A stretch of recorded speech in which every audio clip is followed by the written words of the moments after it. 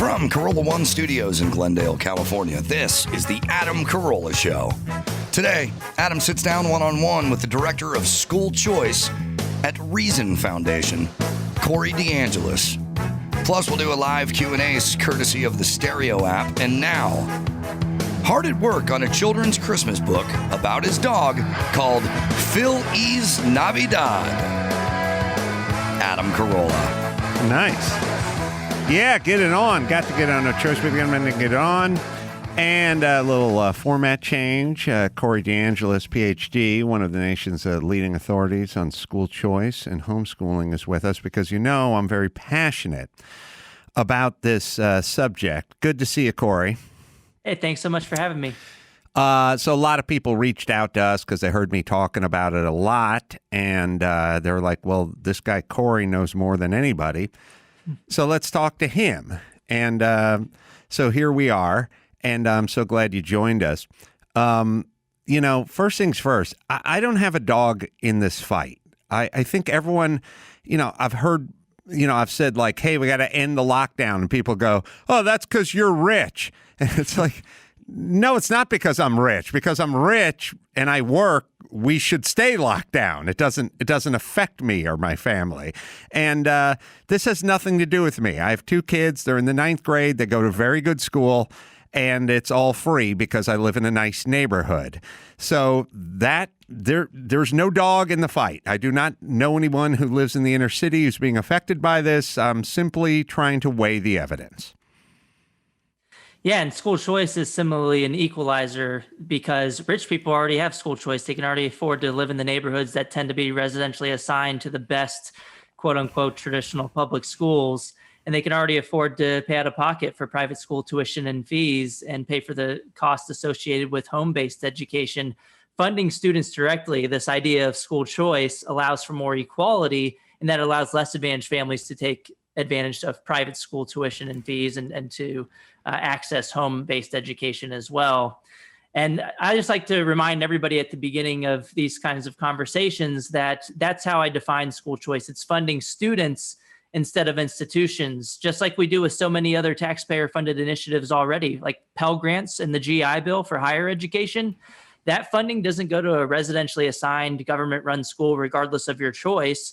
It goes to an individual student, and students can choose a public or private university of their choosing. We do the same thing with pre-K programs where the funding goes to the family and you can choose a public or private provider. Same thing with food stamps. We don't residentially assign low-income families to government-run grocery stores and tell them that they must use their food stamps at a particular institution. You can choose Walmart, Whole Foods, Trader Joe's. And I can keep going on with examples, But we do this in so many other areas. Why don't we do it with K through 12 education too? Because children are the future? Geez, I don't know. Well, I do know, obviously. I know. Everyone who listens to me knows. Yeah, so I live in Los Angeles. Los Angeles is probably unique in a way that I know people who live in nice neighborhoods who have nice public schools and their kids go to the nice public schools. Then there are the people who still live in nice neighborhoods, maybe like the Hollywood Hills or something like that, but the school nearest to them sucks, and so they won't let their kids go to those schools. So those people either buy a house in the nice neighborhood with the good school system and they move there, or they just send their kids to private school. That's how it works. And then there's a third strata, which is a big deal, which happened when my kids were going to grade school for a while, which is this whole scam where people use other people's addresses or get an apartment somewhere or do some version of that so they can get a mailing address in a decent system in a decent district, and then they can send their kids to those schools, which are then always overcrowded because it's not just the people that are living around there, it's the people that are falsifying their information. I mean, this is one of the reasons why I don't really like to call traditional schools quote unquote public schools, because they're not public like a public park where everybody can access the particular institution. If you don't live in the right zip code, you're not going to be able to get into the best public school. So your zip code kind of determines your school, unlike it does with other publicly provided services. But the these traditional public schools discriminate on the basis of zip code. They're more accurately described as government schools because they're government run, government funded, government regulated, government assigned, and they're not really public in any meaningful sense of the word. On the other hand, charter schools, you're not residentially assigned to them, and essentially they're usually open to anyone who wishes to attend them if there's enough spots available.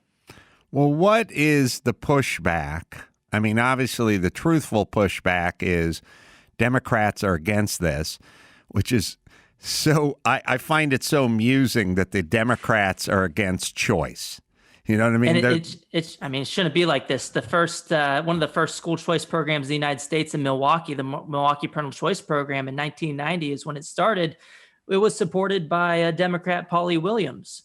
It really shouldn't be a partisan issue because school choice leads to more equity. It leads to more competition. It leads to more empowerment of individual families.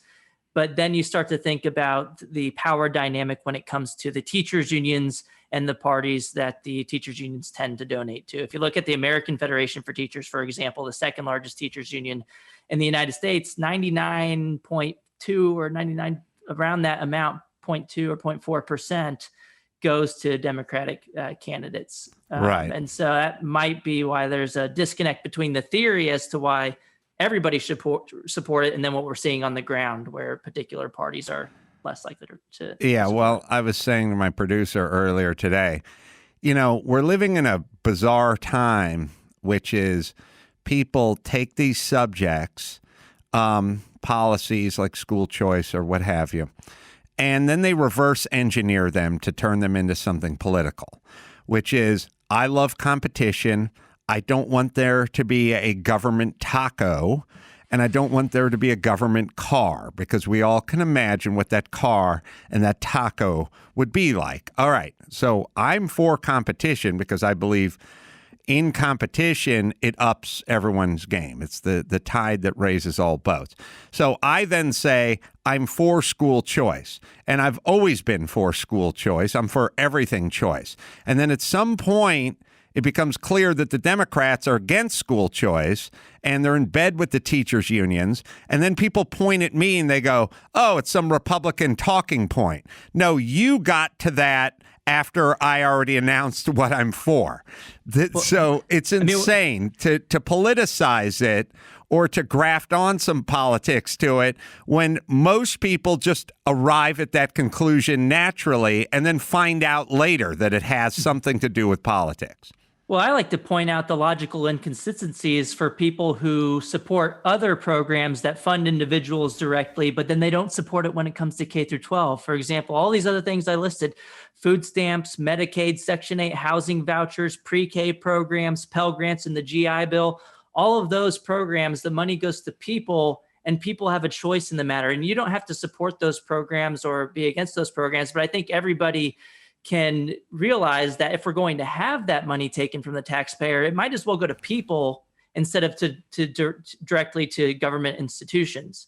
And what's interesting is a lot of people who support funding the student directly when it comes to pre-K and higher education don't support it in the in-between years from K through 12. And the only reason I can come up with is the difference in power structure at these different levels of education. When it comes to pre-K and higher education, the norm is we already have a high degree of choice. When it comes to K through 12, there's an entrenched special interest that profits off of getting your children's education dollars, regardless of how well they meet their needs. And in this year, regardless of whether they even open their doors for business.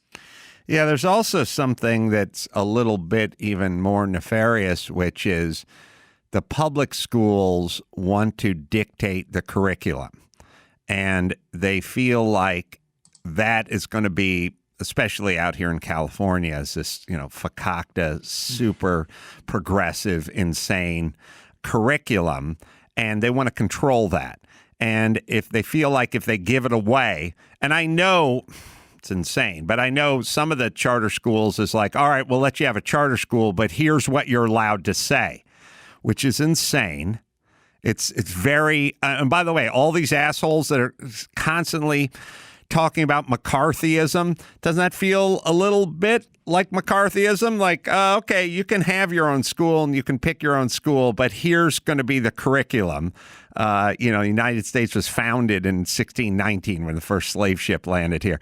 So there's also a part where it's, not about freedom. It's not so much about taking money away or the school teachers unions, but there's also this, to me, sort of scary Orwellian curriculum that they want to dictate as well. Well, yeah, that's one of the other biggest arguments in favor of school choice, that you can have a school that you're residentially assigned to that looks good on paper, that has high test scores, but you could still have your child being subject to a certain type of political indoctrination, which no family should have to put up with that. You shouldn't have to fund that, and you shouldn't have to send your child to a school where you feel like they're being politically indoctrinated. And let's face it, the people who don't have an option to get out of that system right now are the people who are the least advantaged in society. The more advantaged can look at this scenario and say, okay, well, I'm going to pay for a private school out of pocket. The way to remedy that and to solve that inequity is to fund the student directly, to allow other people to access private schools. And this is another reason why charter schools are somewhat kind of like a halfway point between traditional public schools and private schools, because charter schools on paper are still public, but they can be independently run. But they do tend to be highly regulated from the government, just not as much as the government-run schools. They also talk out of both sides of their mouth because they say, these inner city schools in Baltimore and parts all over the country are failing. They're failing the black kids. They're failing the brown kids. They're failing miserably. And then we go, okay, well, how about a choice? And they go, no, just going back to the school that they announced was failing, that they presided over for the last 50 years. So it's their school district. The fucking thing is failing. And you guys have the temerity to explain that it's failing constantly and then explain we're against any alternatives. Now, what they would say is we want more money. Yep. But I don't draw a straight line between more money and more education. Can you talk about that? Yes, I can talk about that. And yes, this is what the other side calls for all the time, that you shouldn't be able to choose your school. We'll just throw more and more money into the system, do the same thing over and over again and expect different results. The textbook definition of insanity, because in the United States, we've increased per pupil education expenditures after adjusting for inflation by 280% since 1960. Since 1980, that number's increased by about 100%. And since 1990, we've increased these expenditures per pupil in real terms by about 40%. So we throw more and more money into the system. Outcomes don't get any better. And when you look at where the money is going when they throw more money into the public school system, is it goes towards administrative bloat and staffing surges. It doesn't even go to higher teacher salaries most of the time. So when the teachers are kind of complaining about low salaries and they complain about, having to pay for supplies out of pocket, I kind of feel a little bad for them, because when you look at the trends over time, the money's just going to administrators and support staff, not to the classroom. But that's a problem with the incentive structure in the public schools. It's not a problem with their competition. In fact, all 5 studies that I've seen on the topic that look at the effects of charter and private school competition on public school teacher salaries, all 5 of those studies find that the public schools actually start to pay the teachers more in response to that competition, because they start to scratch their head a little bit and start to realize, well, if I don't spend the money wisely on the teachers, well, we're going to lose more students and more funding. So like you said earlier, competition's a rising tide that lifts all boats. It helps families, but it also helps teachers too. Yeah. And I've talked to, I once had Dr. Drew. I think we had Barbara Boxer, I think she was interviewing, and he said, any questions for Barbara Boxer? And I said, yeah, well, let's talk about charter schools. Let's talk about school choice. What about it? And then she and her daughter both condescendingly said, oh, that's so 1990s, or it's so 10 years old, like a talking point, which Well, look, they're liars, or they're stupid, or stupid and liars. I don't know what they are. They don't want to address it. Please make a cogent point about why you think public schools are better than private schools, than charter schools or school choice or vouchers. But of course, in their super condescending way, they just dismiss you and shut you down. Well, what's interesting is they do try to change the conversation to be all about funding when we've done that. In the U.S., on average, we spend over $15,000 per child per year. In D.C., where I live, they spend over $31,000 per child per year in the public school system. Meanwhile, the charter schools in the places that I've seen tend to get about 33% less than the traditional public schools, yet you have thousands and thousands of families on wait lists trying to get into charter schools despite having less funding on a per pupil basis. So if it's about money, why are so many families trying to escape the well-funded schools to the less well-funded schools? You see the same thing in the DC voucher program.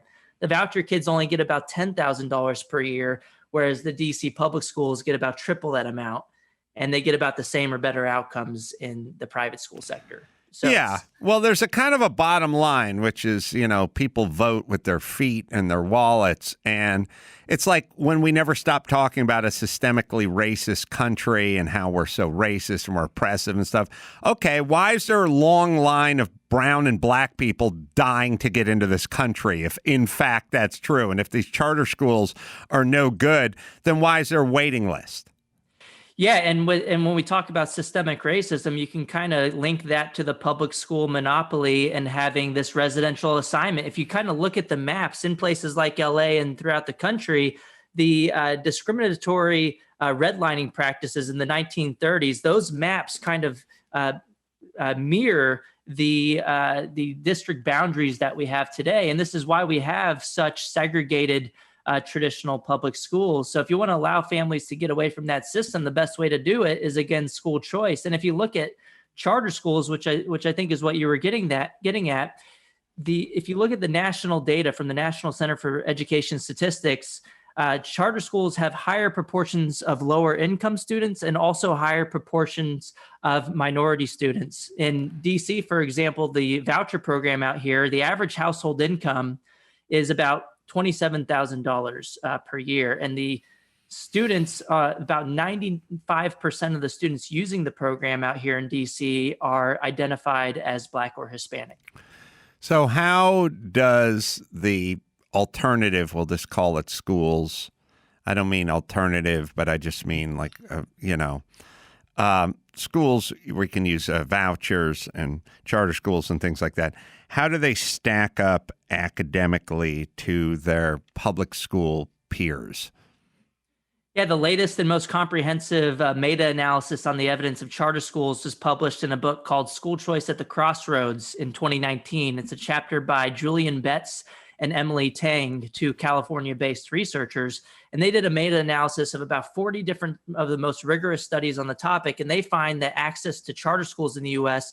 tends to produce about 2 to 3% of a standard deviation higher math and reading test scores, which is about 10 to 20 additional days of learning. So it's a pretty substantial positive impact. And if you look at the private school choice evidence, there are 17 gold standard evaluations based in the United States. The majority of those studies find that winning a lottery to use a private school voucher program leads to higher academic outcomes for students. And only 2 of the 17 find negative effects. But another thing I like to point out is not everything is measured by a standardized test as well. If you look at the evidence when it comes to academic attainment, like high school graduation and college graduation, the evidence tends to be much more positive in favor of school choice. If you look at things like crime reduction and teenage pregnancy reduction, it's much more favorable to school choice. If you look at things like civic engagement and tolerance of others, a lot of these non-academic outcomes tend to produce huge positive benefits for school choice recipients. And I'll just hit on one study from DC, since I talked about it earlier. The random assignment evaluation in DC, the most recent one in 2019, found that winning a lottery to attend a private school in DC was associated with no difference in math or reading test scores at a third of the cost, but then huge positive impacts on reports of safety, reports of satisfaction, and attendance. So what's your take on schools being shut down? I'm in California. Everything's been shut down. Schools have been shut down. There's study after study that says kids don't really get it. If they do, it doesn't really affect them. Also, they don't transmit it. Most of the teachers are under 50. They're not in a danger zone. What do you believe is behind shutting down the schools? And then what's the effect of it? There are 3 studies on the topic finding that places with stronger teachers unions are significantly less likely to reopen their schools for in-person instruction. I did the first study on this a couple of months ago with MIT's Christos Makridis, and then 2 other studies replicated our results in other areas. This wasn't really surprising to us because this is what the unions have been calling for over and over again over the past couple of months, to keep the schools closed for in-person instruction. And it makes sense from a rational cost-benefit decision-making standpoint for them to call for this, right? Because they understand that they could not have to go to work for in-person instruction while still getting the same benefits in terms of job security and pay at the same time. So this is what we've seen who have been pushing for keeping the schools closed. And this is what the 3 studies on the topic find. And as you noted, the scientific evidence also suggests that the children aren't really spreading the virus. Dr. Fauci just said this a couple of days ago on an ABC News interview. Governor Cuomo has admitted this. De Blasio has admitted this. Data at a Brown University from the economist Emily Oster has been tracking that the children are less likely to have a case rate that mirrors the overall community, suggesting that schools aren't adding to the community transmission. So the science is saying that we shouldn't be closing the schools, and we probably have done a lot of harm to students for keeping the schools for such a long time. Yeah, I agree. So what is the potential now with Biden coming in? Trump's Secretary of Education, Betsy DeVos, was all pro-voucher and charter schools and all that kind of stuff. And then I think Biden made a declaration that he was going to get rid of that when he got into office. I love it. I love when politicians go, you think we're damn right we're going to raise your taxes and we're going to get rid of charter schools. Oh, thank you, Your Highness. Well, that'll make for a utopia. That's going to be awesome. That'll help the young brown and black kids. Absolutely not here in D.C. for the students who are using the D.C. voucher program. That's one of the biggest risks here because D.C. is a federal district, and so the federal government could, in theory, get rid of that program that is helping, over 1,000 students here in the district. But another thing on the school reopening debate, I just want to point out that with other industries, like if your grocery store doesn't reopen, it's not a whole national debate, right? You can just say, okay, well, I'm not going to shop at Walmart anymore because they're not open. I'm going to go to Trader Joe's or Whole Foods. I similarly argue that if your local school doesn't reopen, you should be able to take your children's education dollars elsewhere. Then it wouldn't be an issue one way or the other. Should we open the schools or should we close the schools? But yeah, with Joe Biden coming in, there have been separate reports, one from Politico, another from Washington Post, about his ideas for the new education secretary. There have been 3 top names floated. One of them was Linda Darling Hammond, who was a professor emeritus at Stanford University. She already said, no, I'm not going to do it even if you offer it to me. The other 2 are closely tied to the teachers unions, one being Randy Weingarten, the current president of the American Federation for Teachers, and then the other being Lily Eskelsen Garcia, the former president of the National Education Association, which is the biggest teachers union and also the biggest labor union, period, in the United States. So it could be one of them, just based on these conversations that have been floated with the Biden administration. And they're calling for a lot of ridiculous things like defunding charter schools, like taking away all federal funding from charter schools if they're for-profit charter schools or if they are, they quote unquote, don't provide results. But at the same time, they said that if a traditional public school is failing, we just need to give them more money, whereas the charter schools were going to take all their money away. They said that in the same interview, Biden's national policy director. I'm glad the reporter actually pressed them on that. But Yeah, Biden, as you said, has also been quoted to say, when I'm president, Betsy DeVos's whole notion from charter schools to this are gone. He also voted against the DC voucher program in 1997 when he was a senator. So it's not looking good for school choice under a Biden administration. But what I'm optimistic about is that only about 8 to 9% of education funding at the K through 12 level, it comes from the federal government. So he could do a lot of damage to charter schools by making a lot of individual charter schools close, go out of business from taking their federal funding. And he could get rid of the DC voucher program, which would be a problem. But as far as like private school voucher programs, most of the action that we see happening is at the state level. For example, in Ohio, they just passed a bill expanding their voucher program by 25%. But remember, nobody loves the little black kids like Biden. That party loves the little black kids and the little brown kids. They love them when they can trot them out and use them to get votes. But then after that party's over, they're done. Where are we with homeschooling? Now, maybe you don't know much about homeschooling, and I don't know what you know about homeschooling, but it appears to me that with this whole COVID shutdown bullshit that we're doing with the schools, with the fucked up curriculum we're getting out of the schools with this voucher stuff, it feels like more and more people are going to opt into this homeschooling. And I think it may turn into a little cottage industry, in which case, if it does, the government's going to want to shut it down, and then we're going to have a Ruby Ridge type situation on our hands. But it appears to me that more families are thinking about that option, and then they're going to start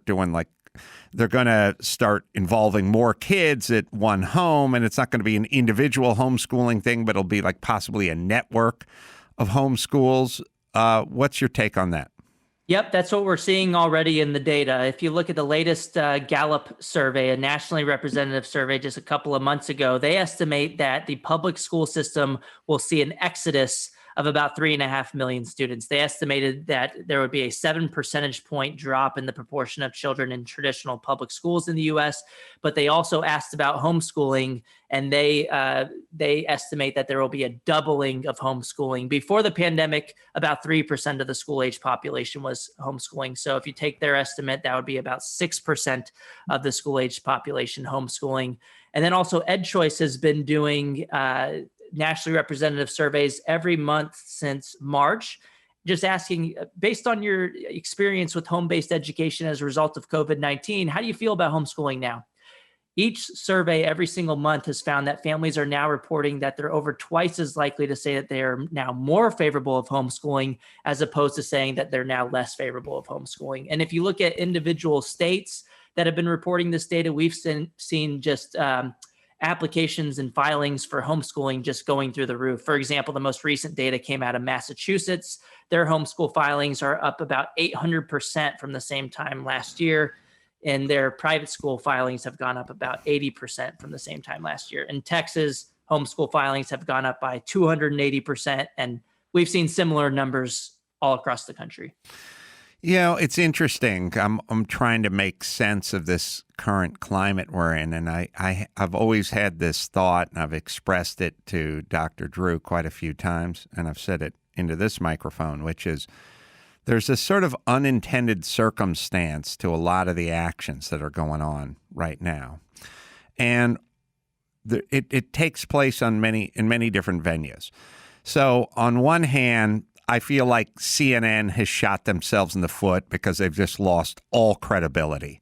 I ask people around here just sort of informally, like, if you saw a story on CNN 5 years ago, what would you think? And they go, I think that was the story. And I said, what would you think now? And they'd go, I'd go look it up to see if I could find the rest of the story or the real story. They've fucked themselves up with their own credibility because they've been too fucking partisan and they haven't done their job as a news organization. I believe Twitter has given birth to Parler because they've been too tight-fisted and too partisan and too political with what they're letting on their platform. And I I believe, and I believe many politicians like Gavin Newsom and Garcetti, they've all shot themselves in the foot too. No one's going to listen to anything Gavin Newsom's considered a fucking clown. Now, he wasn't a clown before this. I mean, I knew he was a clown, but the populace didn't know. He's a joke now. No one's going to listen to him anymore. Most of these big city mayors and governors, they're jokes now. And CNN is a joke, and Twitter's a joke, and people. And if you don't believe me, I said 2 years ago, if you looked on iTunes top 100 podcasts, there was no conservative podcasts on there, maybe Ben Shapiro. Now, 10 out of the top 20 are conservative. I said, yes, you will give birth to this other thing if you keep with your partisan bullshit. And you teachers unions and governors and mayors, you shutting down all the school systems, that's great. Now there's a cottage industry. You're creating homeschooling now. You're going to lose a lot of your constituency because they're going to fucking stay home. You let them do an experiment. You said stay home and learn at home. You didn't have to. The schools could have been open the whole time, but you decreed they must stay home. So they stayed home. And a lot of them are getting used to it. And it's the same thing that's taking place in business. You know, a lot of people are kind of realizing, I don't have to go into the office. I can just stay home, get my work done on my computer, my bathrobe, or go full Jeffrey Toobin. But either way, be careful what you ask for, because you asswipes created this. Yeah, the teachers unions in this sense overplayed their hands. They probably didn't think that families were actually going to take that next step and unenroll their children from the public school system. Now they're seeing that all of these families are leaving, and since schools are funded based on enrollment counts, they're losing millions and millions of dollars. And so I think they might be rethinking that in some places. And if you look at the latest survey from Real Clear Opinion Research, families are actually much more likely to support school choice initiatives now. And I think it's because they're seeing that these buildings aren't even opening and they're getting to keep their children's education dollars. Meanwhile, families are scrambling all across the country trying to figure out what to do. And none of that money's following them to the home-based education or to the private schools, which are more than happy to open their doors for in-person instruction. And this latest survey found a 10 percentage point jump in school choice support from April, from 67% to 77%. And I think it's because families are seeing that the public school system itself and the teachers unions just aren't going to be there for them this year. And this comes in stark contrast with the private sector, right? With the private schools, they're fighting to reopen. They're actually fighting against governments to reopen. In Sacramento, for example, a private school rebranded itself as a daycare center a couple of months ago because there was a regulation saying that the private schools couldn't open, but the daycares could be open. And so they rebranded themselves to try to reopen for their customers. Meanwhile, public schools all across the nation have been fighting for the opposite. And I think the obvious difference is one of incentives. One of these sectors gets your money regardless of what they do for their customers. Well, tell me if you think this is a decent analogy. I'm old enough to remember when people didn't trust buying things online. You'd go to the store if you needed a TV set or stereo or whatever. You'd go to the place, and people are like, "I'm not going to give my information out. I'm not going to give my credit card. We don't trust it. We don't trust it. This is the way people do it. You go to the store." Well, obviously, that's completely out the window now, and there's a whole generation of people just grew up shopping online, and they don't give it two thoughts. And I feel school always felt like, yeah, school's that place you go. It's got a fence around it. A bell rings every 55 minutes. You go to school. It's got a principal. It's got a cafeteria. That's where you go. And no one ever thought any other way. They didn't think about charter schools. They didn't think about homeschooling. But now as time moves on, just like online shopping, people are kind of getting comfortable with the notion now. Yeah, absolutely. And I think one of the biggest increases this year has been these things called pandemic pods or micro schools, where families are banding together 5 to 10 children in a household to kind of economize on the process of homeschooling so they don't have to do it all themselves. And it's kind of like getting back to this idea of the one-room schoolhouse.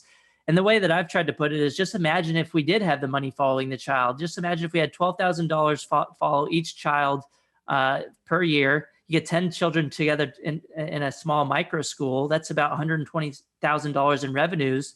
even if only a fraction of that went to the teachers, they'd probably make a lot more doing it that way than in the traditional public school system. And they have a lot more autonomy, and the families and students would have more one-on-one instruction.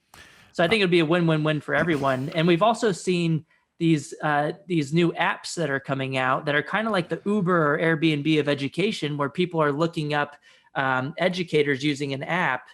One example is unschool.school, if anybody wants to go look that up. But I think that's also the future of education, where people can demand their educational services using an app. I'm going to tease this question, and probably nobody more qualified than Corey to answer this. Named, by the way, to Forbes 30 under 30 this week is 30 under 30 most influential. What is it, 30 under 30, or is it just 30 under 30? They put a subtitle. They just call it 30 under 30. And by the way, I'll be 30 in a few months, so if anybody's curious. Well, I didn't just made it. I didn't make the cut when I was 29 and 7/8. And the book, School Choice Myths, Setting the Record Straight on Education Freedom. It's available now on Amazon. I'm going to tease this because I got to do a spot. And again, I'll put you on the spot because I don't know if this is your field of expertise, but it appears to me, as somebody who just observes humans, that education and the success of the schools, we always talk about the schools, the funding of the schools. Are you getting the best teachers? Are you getting the best administration, and blah, blah, blah. It seems to me way more important.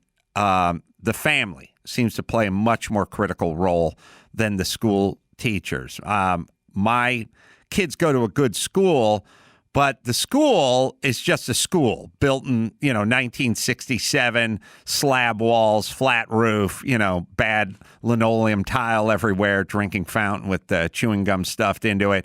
There's nothing about my kid's school structurally that would define it from any bad school or any better school. The teachers, I try not to interact with them too much because I talk a lot of shit on this podcast. But from what my kids report, not the best and the brightest. They don't seem to be a part of a top gun of educators or elite. But the big difference are the parents.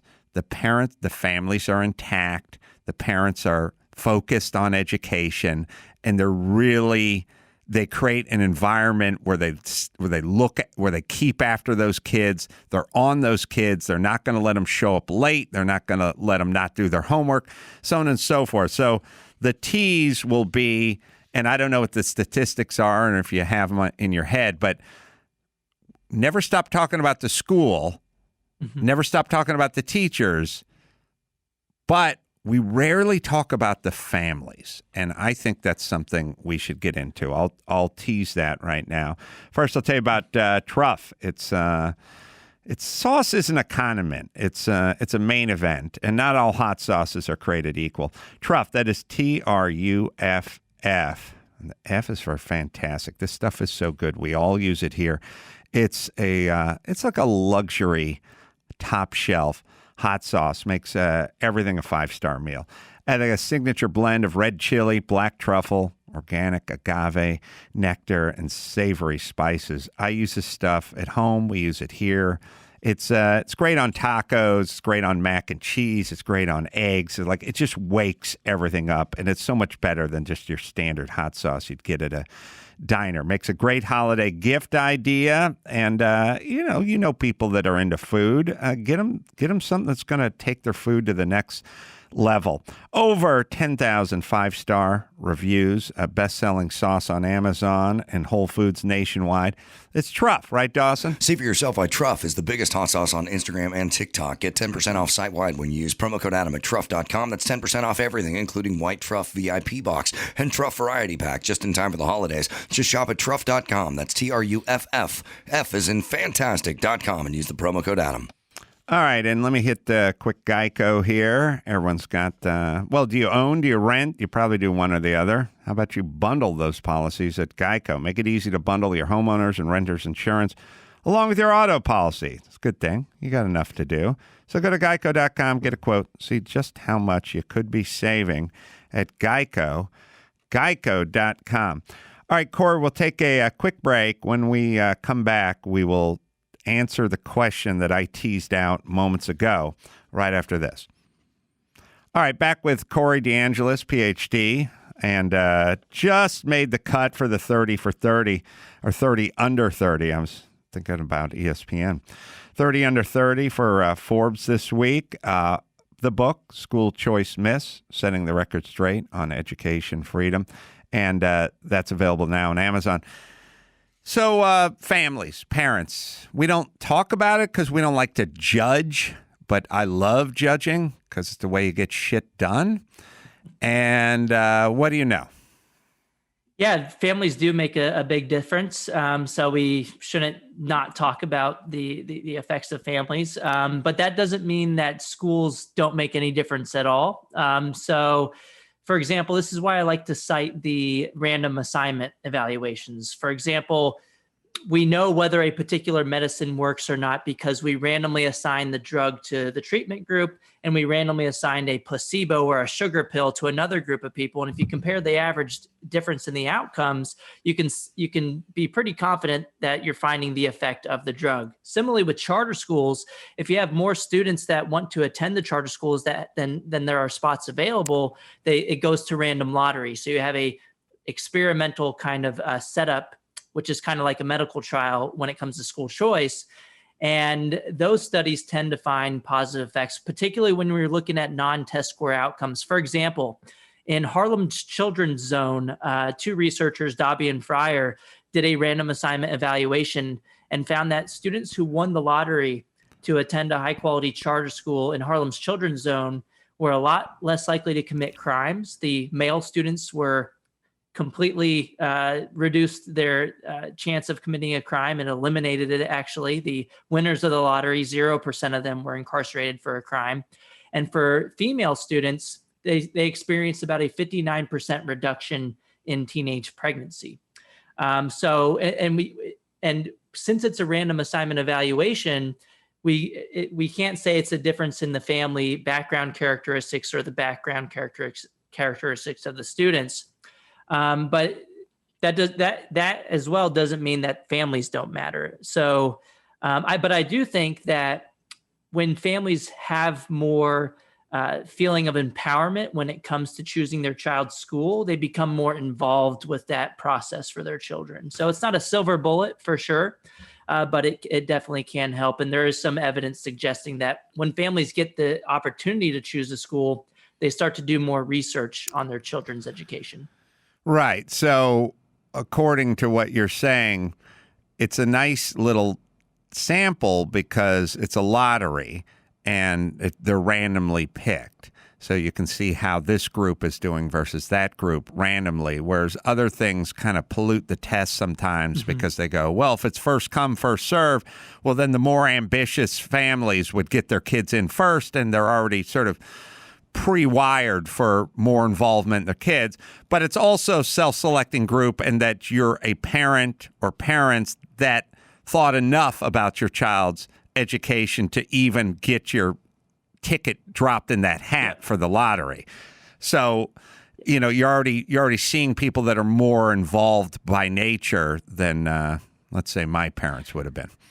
Yep, that's absolutely true. But the people who lost the lottery also applied for the charter schools. Right. So they're similarly motivated. But you're right that we can't apply these results to the people who didn't even apply. But we can say that we're pretty confident that it's a causal result. Did they follow the kids that didn't make the lottery? Yep, the ones who entered but then did not get into the charter school because they, by random chance, just lost the lottery. They entered the lottery, and that's where the 59% pregnancy thing comes in versus the other group that didn't make it in. And then we have no arrests or incarcerations amongst the males. But what do we have amongst the males who didn't make it in? 4.4% were incarcerated in that study. It's a okay. 2015 study published by Dobby and Fryer, I believe, in the Journal of Political Economy. It's one of the JPE So, studies. But it appears to me that this particular chapter in a young person's life, this point, my feeling is kind of what you do from beginning to, I don't know, kindergarten or pre-K or whatever all this other nonsense is. I mean, my kids went through it. You sit in a circle and you lift a parachute with the help of a teacher, and somehow this helps them. It helps some skill. There's some skill it's supposed to help. It's nonsense. It's a waste of time. And then college, once you go to college, you probably got your base under you. It's kind of like, I don't know, it's kind of like your bones, like you're not quite done growing, but we're about there. If you were going to be 6'3", you would have been 6'3" by now. So this group, first grade through senior in high school, that seems pretty important. And that seems like a real crossroads. It just seems like you could go this way or you could go that way during those periods of time. I've seen it enough with some of the people I grew up with. It'd be nice if the government thought a little more about this, or had a little more of a sort of bipartisan, we're going to throw everything out the window. Let's just do what's best for the kids. Let's follow the science. The people that never stop talking about following the science, who selectively follow the science when it comes to their subjects. They follow the science when it comes to greenhouse gases. They don't follow the science when it comes to charter schools. Yeah, you're correct there. And the problem here, as I noted earlier, is this difference in power dynamics when it comes to K through 12 education. There's a group that profits from getting your children's education dollars, regardless of how well they meet families' needs. That's why you have certain people funding people in directly when it comes to pre-K, higher education, restaurants through grocery stores through food stamps, but then don't support it when it comes to funding students directly when it comes to K through 12 education. They would like you to send all of that money to one particular institution. And I wanted to hit on one myth from the book, the School Choice Myths book, that everybody on this podcast has heard, which is that school choice defunds the public schools or siphons away money from the public schools. And I just want to say that that's absolutely ridiculous. School choice doesn't defund public schools. Public schools defund families. School choice initiatives just return that money to the hands of the rightful owners. You would similarly think it would be ridiculous for someone to say that allowing families to choose their grocery store defunds Safeway. Right. No one would say that, because everybody understands the money doesn't belong to Safeway or Walmart. Right. Or any other institution. Yeah, it's an interesting thing, because the mindset of a lot of progressives when it comes to schools or taxes or anything is, we own that money. It's like when you hear AOC talking about Amazon building a shipping hub in her neighborhood, she's like, I think... She was like, why should we give them, $6 billion? They're like, you didn't give them $6 billion. You gave them an incentive to build their hub there. You're not cutting them a check. It's their money. Yeah, that's the main problem with the conversations in K through 12 education. It's this assumption that your children's education dollars belong to a particular institution, which we don't think about anything else that way. No. We don't even think about that with higher education. The Pell Grants go to the people, and you can choose private or public. Well, also, I think we've all figured out that incentive is a huge deal, and that people can act in a good way, or they can act in a bad way, or they can act in a lazy way, sort of dependent on incentive. And one of the examples, I sort of drew it up this way. I live in SoCal. There's car dealerships all over the place, and they're vying for your business, And if the place is out in Simi Valley, they'll go, I know it's a drive, but we offer discounts and free hot dogs for the kids, And But what if there was a car dealership that was in your neighborhood and the rule was you had to just shop at that car dealership? That's it. You can't go outside of that. That's your Ford dealership, and you must use them. So when you need a new car and you need servicing and you need anything, you just have to go the one that's closest to you randomly. Well, then what would be the incentive for that dealership to give out the free hot dogs and the discounts and the zero down and the $5,000 off of MSRP? How fast would all that shit go away? They wouldn't have any incentive at all. They wouldn't have an incentive to even have the car working in regular condition, because they would understand that that if you were unhappy with it, well, they'd still get your money and you'd have to pay for another car from another private dealership. It's just right. That's the problem with K through 12 education. Agreed. Can I ask you about LeBron James's school? I don't know much about it. I like the idea of it. It's also funny that when all these asswipes that are against school choice hear about Oprah opening a school or LeBron James opening a school, they go, "Oh, great. This is awesome."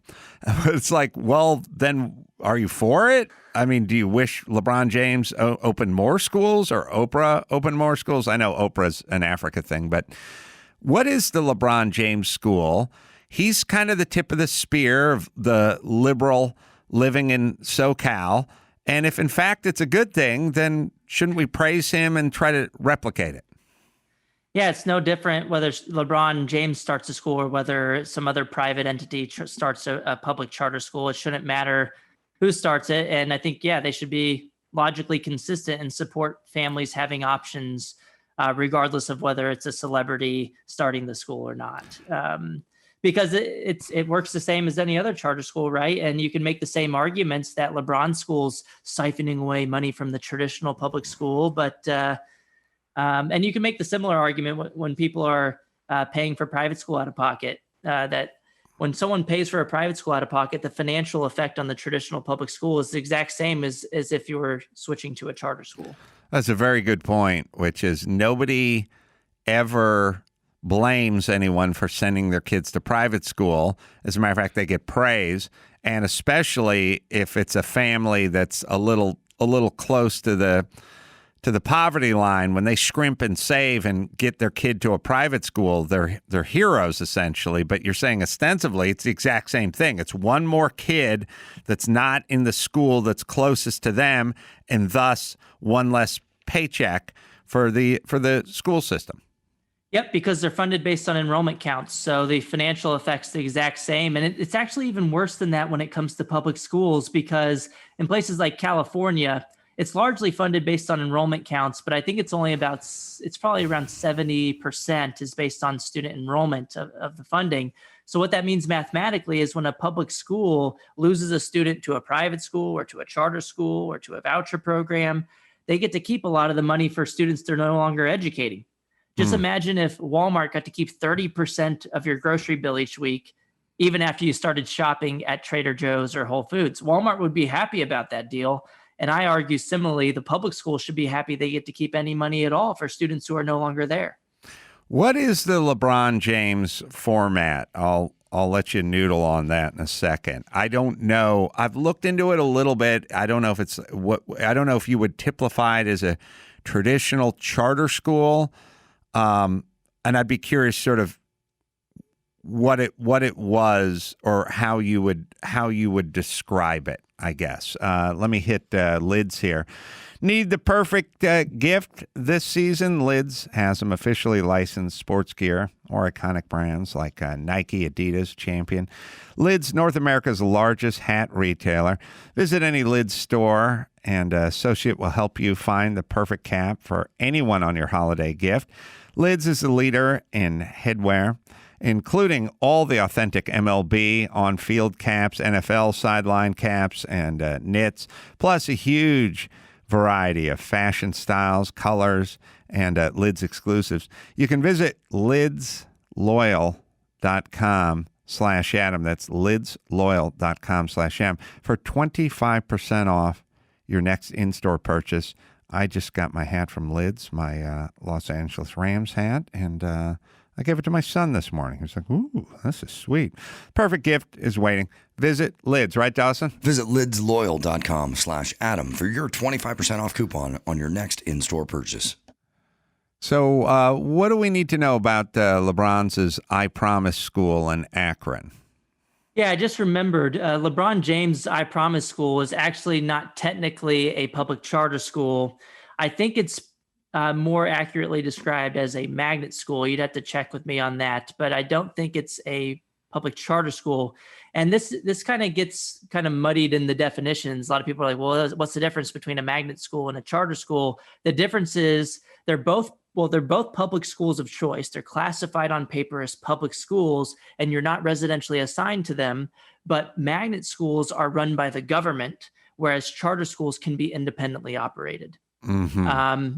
And I went to a magnet school, for example, in San Antonio, Texas. It kind of got me into the interested in the idea of school choice and not having residential assignment and being able to choose your public school.